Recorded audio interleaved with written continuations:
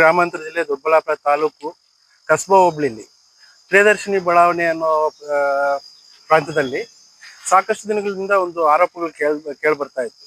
ಅಲ್ಲಿ ಒಂದೇ ಅಲ್ಲ, ದೊಡ್ಡಬಳ್ಳಾಪುರ ನಗರಾದ್ಯಂತ ಪಡಿತರ ಅಕ್ಕಿನ ಅಕ್ರಮವಾಗಿ ಮಾರಾಟ ಮಾಡ್ತಾರೆ, ದಾಸ್ತಾನು ಮಾಡ್ತಾರೆ.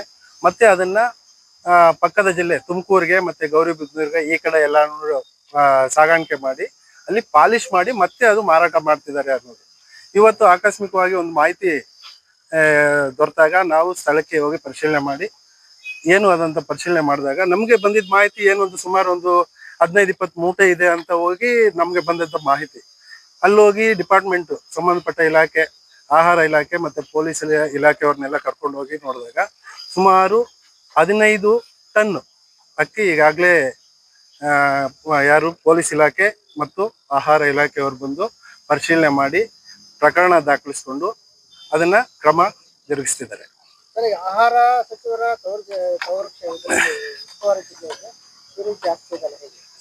ಅದರದ್ದು ನಾವಿನ್ನ ಬೇರೆ ರೀತಿ ಮಾತಾಡಂಗೆ ಇಲ್ಲ.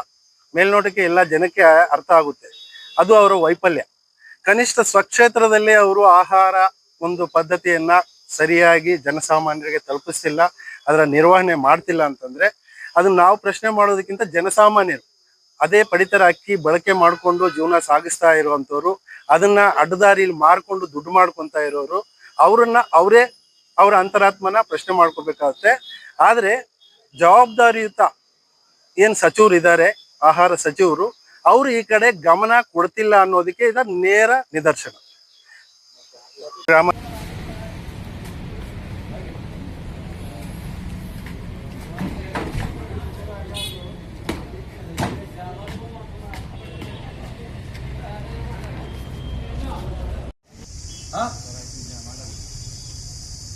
ಬಂಗಾರದ ಹೆಣ್ಮಕ್ಳು ಜೀವನ ಮಾಡಕ್ ಏನಾಗಿತ್ತು ನಿಮ್ಗೆ? ಸಾಲದ ಬಿಲ್ಡಿಂಗ್ ಅದು. ಹಳ್ಳಿಗಳಲ್ಲೆಲ್ಲ ಬಡವರಿಗೆ ಫ್ರೀ ಕೂಡ ಅಕ್ಕಿ ಎಲ್ಲ ತಗೊಂಡು ನಿಮ್ಮ ಗೋಡನ್ನ ಹಾಕೊಂಡಿದ್ಯಲ್ಲ. ಪೊಲೀಸರಿಗೆ ಕಾನೂನಿಗೆ ಎದುರಿಸ್ತೀಯ, ವಿಷ ಕುಡಿಸ್ಬಿಡ್ತೀನಿ. ನನಗೆ ಹೇಳ್ಕೊಂಡು